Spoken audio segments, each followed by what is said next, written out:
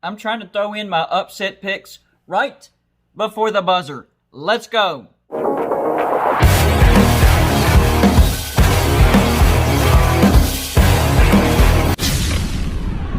What's going on, everybody? It's me again, Golden Blue Dude, and if you haven't already, go ahead and hit the like and subscribe button. I do college football videos every single day, so whether you agree with me, want to talk trash with me, or trash talk to me, College Football Saturday is about to get underway, and I decided to try to sneak in my upset watches or upset alerts right in under the buzzer. So here we go. A lot of people are looking at the big game. Number 13, BYU at number 18, Coastal Carolina. Line was BYU favored by 10. Look, I was very tempted to pick the upset here with Coastal Carolina, but I just can't do it. BYU has a very good offense, and they've already been tested on the road at Boise State, and they destroyed them. I don't think they're going to beat Coastal Carolina that badly, but I do think they will win. They might not even cover, but I still think they win. Zach Wilson, their quarterback, he's a Heisman contender, guys. 176 for 237, that's 74%. He's throwing for 2,724 points, 26 touchdowns and 2 interceptions. He is the real deal. But they have a competent running back as well. Tyler Allgeier, 118 carries for 851 yards. That's 7.2 yards a carry. Why are people not talking about him? And their defense, they only allow 13.9 points per game. So their defense will keep them in the ballgame if they struggle on offense. Coastal Carolina, they're a good team. I'm not disrespecting them. Quarterback Grayson McCall, 117 for 174. That's 67%. 20 touchdowns, just 1 interception. And he's thrown for 1,747 yards. But the difference, offense versus offense, could be the running game. CJ Marble, 119 carries, 592 yards, 5 yards a carry. That's not saying he's a bad running back.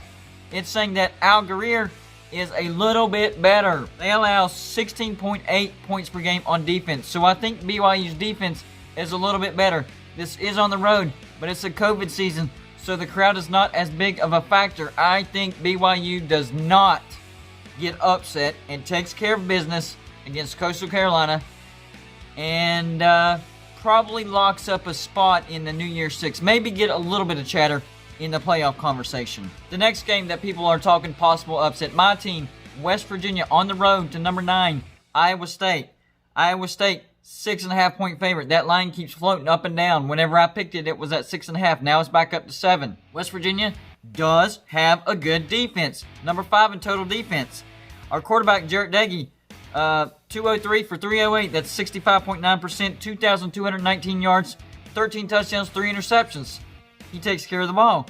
We have a great running back, Letty Brown. 165 carries for 197 yards, 5.4 yards a carry, 9 touchdowns. So a balanced offense and a great defense. So why can I not pick the upset here? Well, West Virginia is terrible on the road. We're 0-3 on the road and 5-0 at home. We commit more stupid penalties on the road. We're 119th in penalty yards per game, 117th in penalty yards per play, and 119th in penalty yards period. And no, that's not good. That's bad. That's on the bad end of the spectrum. We shoot ourselves a lot. And our wide receiving core needs more confidence. Bryce Winston Wright Jr., he's great. He's got a lot of confidence. What about the other guys? Bryce Ford Wheaton, he's doing pretty good. But then you go on, TJ Simmons, he's starting to get better. Sam James, mental games, drop balls. Sean Ryan can't catch a first down pass. Our wide receivers have got to be more consistent if we're going to win on the road. And Iowa State's defense, they're not terrible either.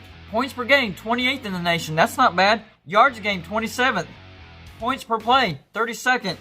Yards a play, 38th. Third down conversion for the other team, 33rd. Allowing red zone scoring, 20th. Rushing D, 43rd. They do have a flaw on defense, and that's their pass defense. It's only 85th. But other than that, they're pretty solid. So we don't have a massive advantage anywhere on the board that makes me think West Virginia can pull this upset. No. If the line's 6.5, I'm going to take the points. If the line's at 7, I'm not touching it. I think Iowa State wins by a touchdown. No upset.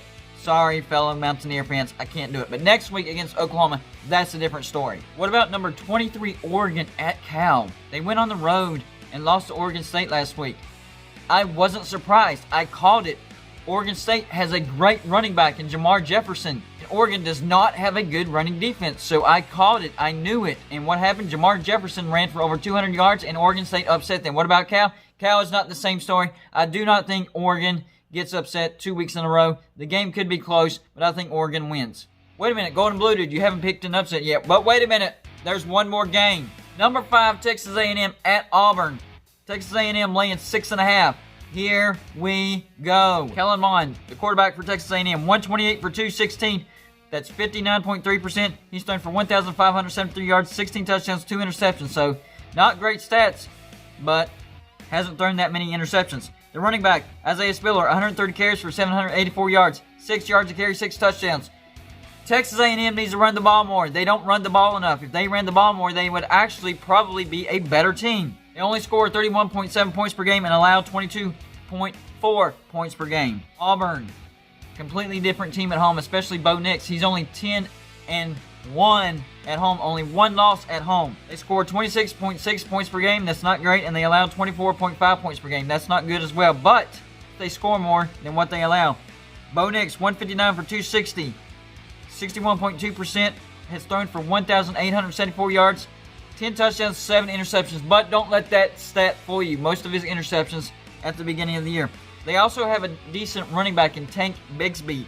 103 carries for 566 yards. That's 5.5 yards a carry and 5 touchdowns. I think both of these teams are balanced. I think this will be a dogfight, but I think the difference will be Bo Nix is comfortable at home, and I think Auburn kicks a field goal and upsets Texas A&M and kicks Texas A&M firmly out of the playoff race. That's all I got for you this show. Like and subscribe if you haven't already, and I'll see you on my next show.